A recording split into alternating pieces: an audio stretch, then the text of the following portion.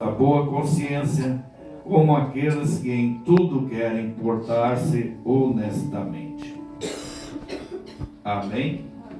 Vamos até aqui. Eu quero me deter nesta noite em um dos versículos que nós lemos, porque ao decorrer desta passagem, nós podemos encontrar uma mensagem longa que nós poderíamos ir até a meia-noite. Mas como nós temos os nossos deveres, não vamos deter em um versículo aqui, no versículo de número 4.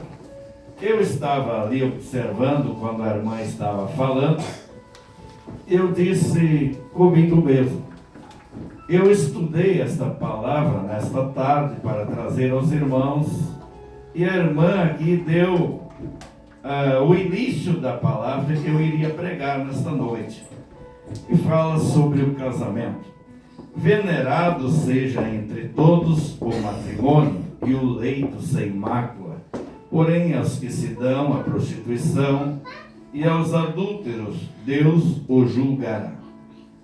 Amém, meus queridos e amados irmãos? Eu nesta noite, eu quero trazer uma palavra sobre esse assunto. Podem, por gentileza, tomar os seus assuntos. A Bíblia diz, lá no livro de Gênesis, capítulo de número 2, e versículo 18, que não seria bom, não é bom que o homem esteja só.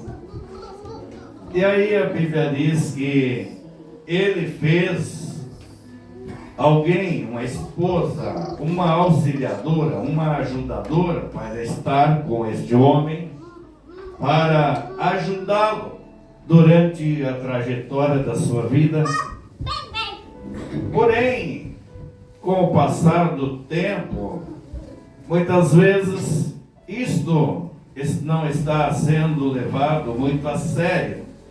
E por isso muitos casamentos eles estão se dissolvendo nos dias de hoje, até mesmo por falta de maturidade, por falta de consciência das pessoas, por falta de obedecer até mesmo Deus. Porque a Bíblia Sagrada diz que, portanto, deixará o homem, seu pai, a sua mãe, e se unirá à sua mulher, e serão ambos em uma só carne. Porém, nós temos o compromisso e os deveres de cada um para realizar no dia a dia. A função de um homem para com a mulher, a Bíblia diz que a função é trabalhar para promover o sustento da família. E nós temos vários versículos da palavra de Deus, como 1 Timóteo, capítulo 3, versículo 4, 3, e também o capítulo 3, versículo 12. Nós vamos encontrar assuntos referentes a esse assunto. Nós vamos ver Gênesis, capítulo 3, versículo 19. Tessalonicenses, capítulo 4, versículo 11 a 12. E Timóteo, capítulo 5, versículo 8. Nós vamos ver que amparar, o esposo deve amparar, proteger, cuidar, sustentar a família ou a sua esposa. E por isso nós encontramos também, a Bíblia diz que ele deve ser o sacerdote da família. Em Gênesis 18 e 19 nós encontramos que ele deve ser o sacerdote da família, ser o responsável pela disciplina e a correção dos filhos. Samuel capítulo 3, versículo 12, 13, Hebreus 12, 7 e 9. Eu estou aqui discorrendo assim os versículos, não estou lendo, porque o tempo não nos permite que nós possamos ler todas essas passagens. Mas nós podemos ver, meus queridos e amados irmãos, que a função do homem é amparar, amparo, proteger a família. É esse o papel, cuidar, sustentar, ser o sacerdote da família, quer dizer, conduzir a família para ir à igreja. Em primeiro lugar, numa família, o homem, em primeiro lugar, tem que obedecer a Deus. Em segundo lugar, ele tem a responsabilidade com a sua família. Em segundo lugar, a família. E em terceiro lugar, a responsabilidade de estar servindo a Deus nos cultos na igreja. Por quê? Porque ele estando debaixo da proteção de Deus, a Bíblia diz que Cristo é a cabeça da igreja e o homem é a cabeça da mulher. A Bíblia não diz que é o cabeça, mas a Bíblia fala que é a cabeça da mulher. Quer dizer, aquela pessoa que vai estar ao lado para protegê-la, não para maltratá-la, não para trazer alguns problemas familiares para dentro da família, não para ser aquela pessoa que vai trazer lá de fora problemas para dentro da casa, ou problemas do trabalho para a sua casa. Isso deve ser resolvido lá. Mas aquela pessoa que vai cuidar, sustentar, aquele responsável por estar na casa do Pai, adorando a Deus, sendo sacerdote da família, orando com a família, buscando a presença do Senhor. Por isso, muitas famílias elas estão se dissolvendo pela falta de atenção do marido, que às vezes, quando ele volta para casa, muitas vezes do outro lado ele não recebe algo que ele precisaria receber, ou seja, da parte da esposa.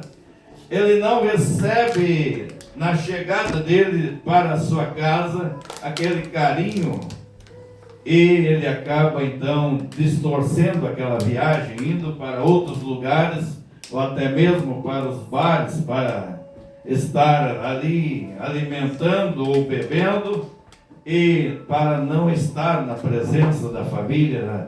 Aí se torna um esposo ausente da família, e acaba com isso vindo os problemas familiares. E nós podemos observar que o relacionamento marido e mulher, Gênesis 2:24, primeiro eles distinguem como espírito, alma e corpo. Em segundo lugar, deixar os pais. Significa que ele se uniu à sua mulher e formou uma nova família, deixando a casa dos pais. Ele apenas agora deve estar de vez em quando indo visitar os seus pais para ver como estão, se não estão doentes, mas a responsabilidade maior é com a família ou com a sua esposa. É deixar a casa dos pais. Em segundo lugar, unir. Ele deve se unir com a sua esposa em todos os sentidos, em tudo aquilo que irá fazer ou realizar durante a sua vida. Em outro momento, ele deve ser o corpo, ser presente para satisfazer as necessidades da sua esposa. Em primeiro lugar, ele deve ter maturidade espiritual. Qual que é a maturidade? Maturidade é aquele que assume as responsabilidades com alegria para realizar as tarefas que precisa para estar de acordo com a vontade de Deus para a sua família. Em segundo lugar, ele deve ter a unidade com a sua esposa. Unir significa alma, unir, unidade. Deve estar na mesma linha de pensamento, de sentimentos e assim por diante.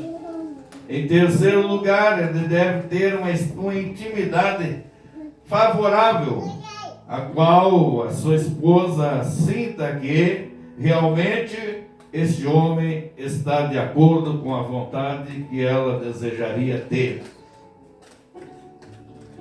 A maturidade, ele representa através da intelectual e mental. A maturidade também representa através do moral, do emocional e do espiritual.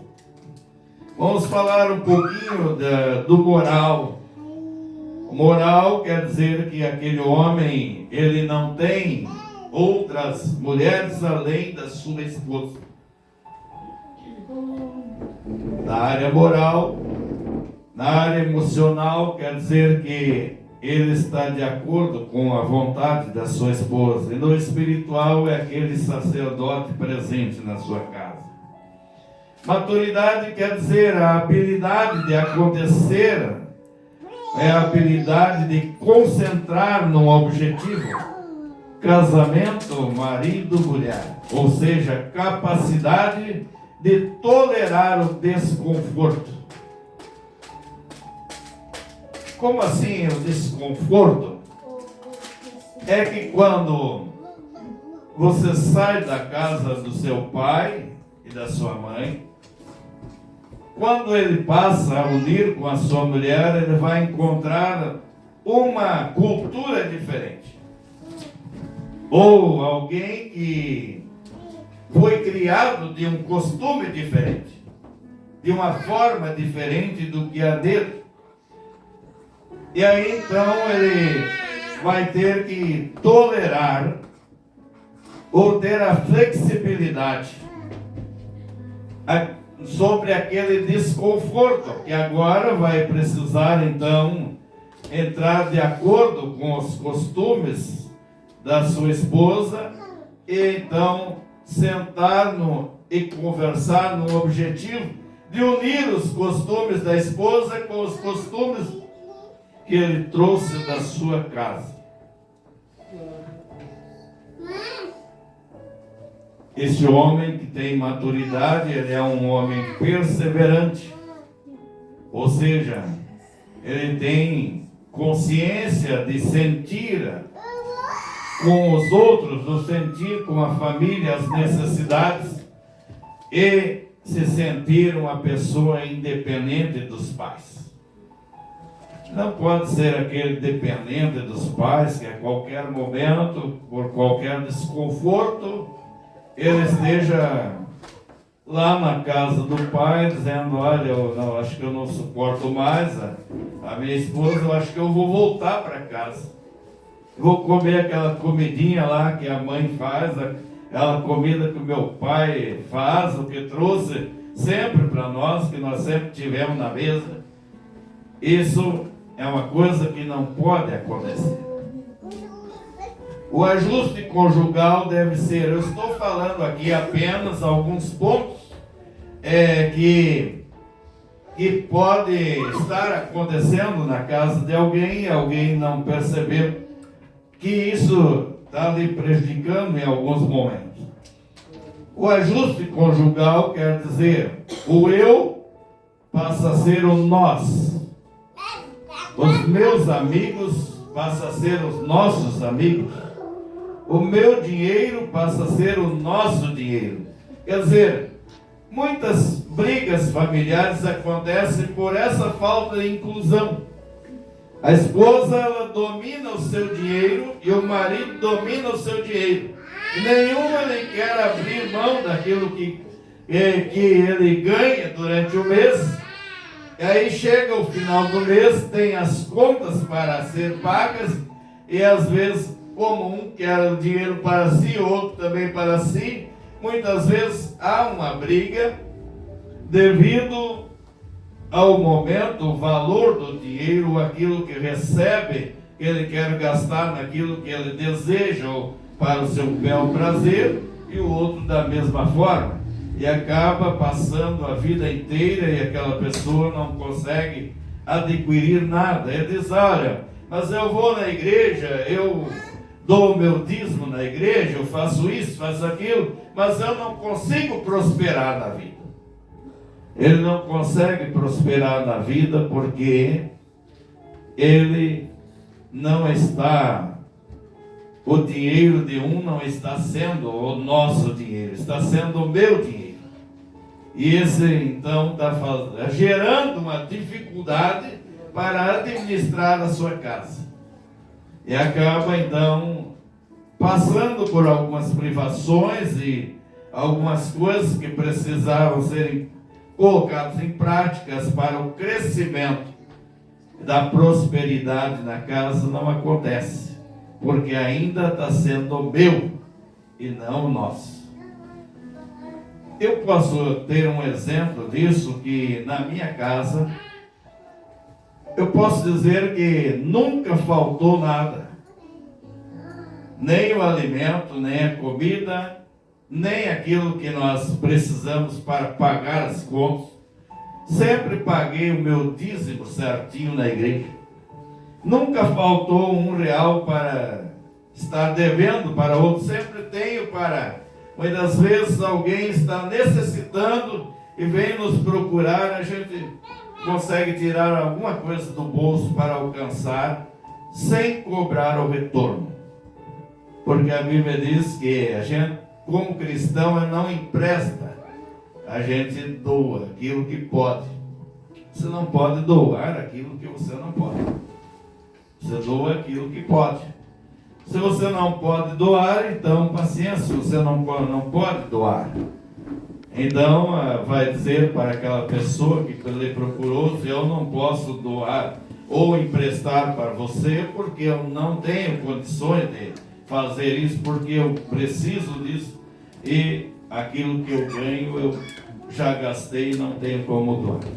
É melhor dizer assim do que às vezes emprestar por alguém. A Bíblia diz que aquele que empresta, ou aquele que fica de fiador do outro, ele cai na mão do companheiro. E caindo na mão do companheiro, às vezes o companheiro lá, isso aconteceu comigo como experiência própria. Tinha um amigo meu, vou contar para os irmãos aqui, não era da nossa igreja, era de uma outra ministério, mas era um líder lá daquela igreja, era o chefe da igreja lá, do outro ministério. E ele se tornou amigo meu, nós orávamos juntos e assim por diante. Aí um belo dia ele veio pedir para mim fazer um aval para ele numa loja. Infelizmente ele se apertou, não pôde pagar a loja, e nós precisamos desembolsar aquilo que nós não tínhamos para cobrir a conta. E eu precisei do apoio da esposa para comprar o rancho naquele momento, e o dinheiro meu foi de 2 meses para acertar a conta do indivíduo que estava devendo na loja. Como ele não pagou, eu era o fiador, então a dívida era minha. E até hoje ele não apareceu para agradecer pelo pagamento da loja, porque eu precisei acertar para a loja, para mim não ficar complicado no comércio. Então a Bíblia diz que é melhor você ter para doar para alguém do que emprestar para alguém para depois requerer de volta, ou para ficar de fiador para alguém e depois você não tem condições de suprir, e você ainda pegar aquela pessoa, acabar ficando nervoso, bravo, e acabar perdendo o amigo, porque você já perdeu na hora que ele não pagou a conta. Ele já não vai mais te procurar, porque ele vai se desviar de você. Então você já perdeu. Enquanto você não tinha ido por fiador, você tinha ele como amigo. Agora, a partir do momento que você foi fiador e ele não conseguiu pagar a conta, você ficou responsável por aquela dívida. E aí você ficou bravo, acabou então desprezando aquele irmão. E a Bíblia diz que é para nós amar até os nossos inimigos. Que dirá aquele que apenas fez um calote contra a gente? Então, meus queridos irmãos, eu posso dizer para os irmãos que o esposo, ele também deve tolerar o desconforto na casa. Às vezes, alguma conversa, alguma alguma palavra que a esposa, né, ela fala, ele não gostou, naquele momento não é o momento de discutir, é o momento de se retirar do local, dar uma volta e voltar com a cabeça fria para dentro de casa. Eu escutar, como você escutou, entrou no ouvido, saiu no outro. Você vai escutar, parar para escutar o que está falando, ficou nervoso dentro de si, sai para fora, vai dar uma volta, não fala nada e volta para casa. Aí você continua o seu casamento. Olhando, então, o meu costume passa a ser os nossos costumes. Quer dizer, na família, dentro de casa, o costume do marido tem que ser os nossos costumes. Com a esposa. Os meus parentes são os nossos parentes. Eu já conversei com pessoas que até saíram da igreja, porque nós fomos conversar com eles. Chamou para nós conversar com a esposa, mas o problema não estava só na esposa, estava nele. Ele não queria aceitar os parentes da esposa dentro de casa. Ele dizia que os parentes vinham trazer conversas fiadas para a esposa, e a esposa reclamava de outras coisas. Então, a gente foi conversar com ele, e ele não durou mais 30 dias na igreja, ele foi embora. Porque ele não gostou da conversa. Porque ele queria que aconselhasse a esposa e não ele. Mas a conversa também, naquele momento, precisava ser com ele, porque ele também estava falhando. Ele estava com a culpa no cartório, como diz por aí. Então, os meus parentes são os nossos parentes. Eu tenho que receber bem, tem que ser hospitaleiro. Nós lemos aqui nesse texto bíblico que a hospitalidade faz parte da família. Quer dizer, hospedar bem as pessoas que vêm para dentro da nossa casa. Independente se ela é parente ou não. Vamos olhar agora, eu falei aqui algumas verdades, eu puxei um pouquinho aqui da orelha dos homens, não é verdade? Agora eu vou falar um pouquinho sobre o dever das mulheres. Deveres da esposa como mulher. Eu estou resumindo aqui bastante, porque não temos tempo de falar tudo, né? Eu teria que fazer um simpósio, um estudo prolongado. A esposa foi criada para ser auxiliadora. A Bíblia diz que a esposa deve ter a sua motivação, deve ajudar a projetar, a motivar e animar e promover o marido. Veja bem, a esposa tem o papel de motivar, animar e promover o marido. A esposa não pode ser aquela mulher briguenta. Nós temos várias passagens bíblicas que falam, e tem uma passagem em Provérbios que diz assim, que é melhor estar numa casa velha, uma casa ruim para morar, do que numa casa ampla, numa casa bonita, numa casa luxuosa, com uma mulher que é briguenta dentro de casa. Eu já conheci, teve casais da nossa igreja que nós atendemos, e a mulher perdeu o marido por causa que era briguenta dentro de casa. Então, acabaram ruindo o casamento. E o camarada viveu por mais de 30 anos, se submetendo, se sujeitando, e de repente não suportou mais. E aí nós procuramos de uma vez conversar, e ele entendeu, voltou para casa, e a esposa disse que ia mudar e não mudou. E aí aconteceu, né? E aí depois a gente conversou com ela, dizia, eu não mudo, eu sou assim mesmo, o meu temperamento é assim.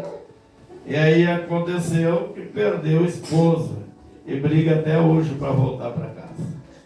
Aí não adianta ir no círculo de oração, pedir oração para a igreja, porque a responsabilidade foi dela mesma no ato de estar dentro da casa. Porque a Bíblia diz que a mulher é a dona da casa. Não é o homem que é dono da casa. A mulher é a dona da casa. Às vezes eu já cheguei em casa que as coisas estavam no lugar e ela de repente já estava em outros lugares da casa. Foi mudado.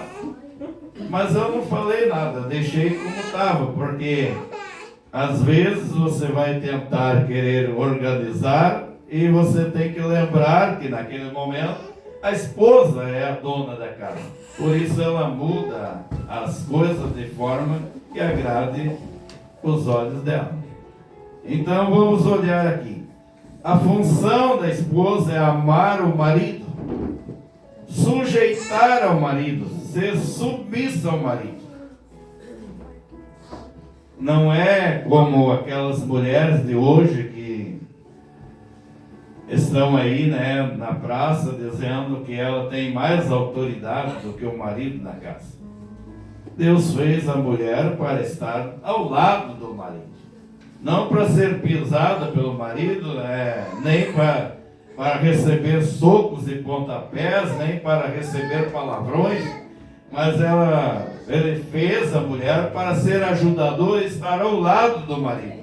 A submissão quer dizer estar ao lado, promovendo, amando o marido, motivando o marido. Ah, não deu certo hoje tal coisa, mas amanhã vai dar certo. E palavras boas que possam incentivar ele, animar ele.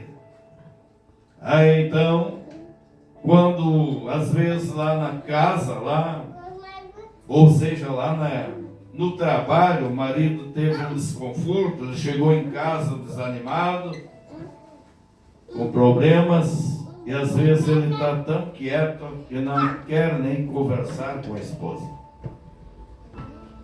Mas a Bíblia nos diz que nós temos neste momento o ânimo.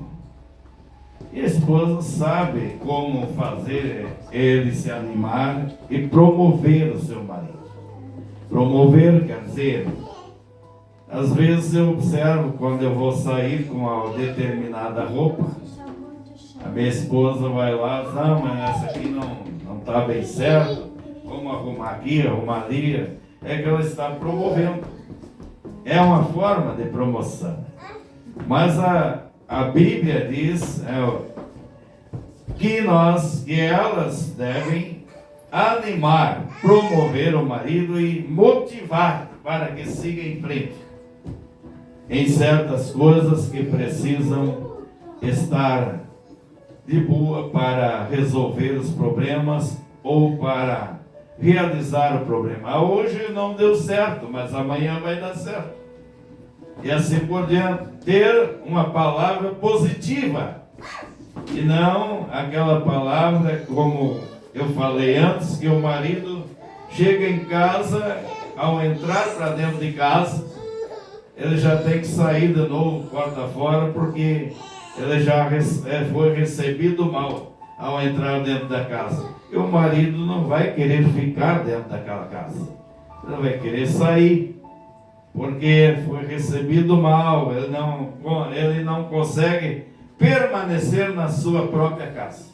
Ele precisa sair para outro lugar, para então ele poder aliviar aquela situação. E tem algumas pessoas que, quando não é crente, ele fica até a madrugada lá no boteco, mexendo a cara para voltar para casa. Depois ele cria coragem, para brigar daí na volta. Então, atender as necessidades do marido, físicas, espirituais, em tudo. na intimidade também. A Bíblia fala nisso. 1 Coríntios capítulo 7, você vai ver ali a importância disto no casamento. Se não atender essas necessidades, pode haver um rompimento no casamento por causa do não atender às necessidades do marido. E a Bíblia é bem clara. E o apóstolo Paulo descreve literalmente que precisa, não é apenas uma obrigação, mas ela precisa ser colocada em prática para poder sustentar o casamento. Preparar os alimentos saudáveis com grande variedade.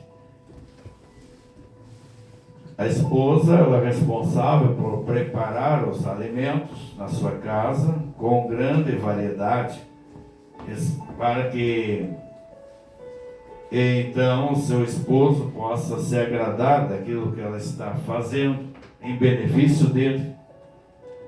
Ou seja, eu como marido nunca perguntei o que a esposa ia fazer de alimento, de comida, porque ela faz.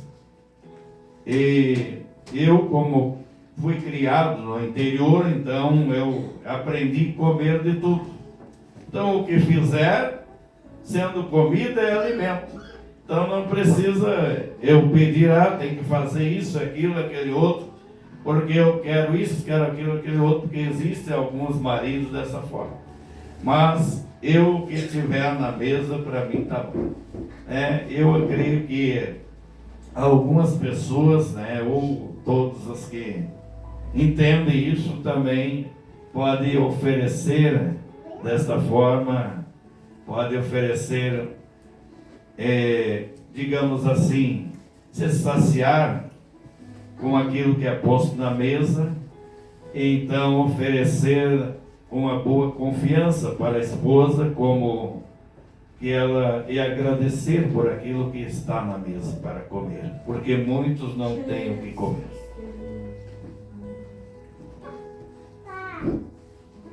Oferecer companhia agradável.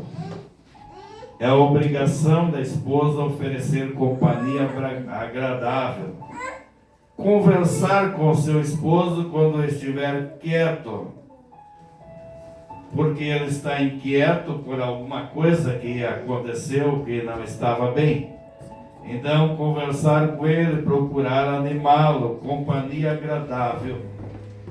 Encorajar quando estiver desanimado.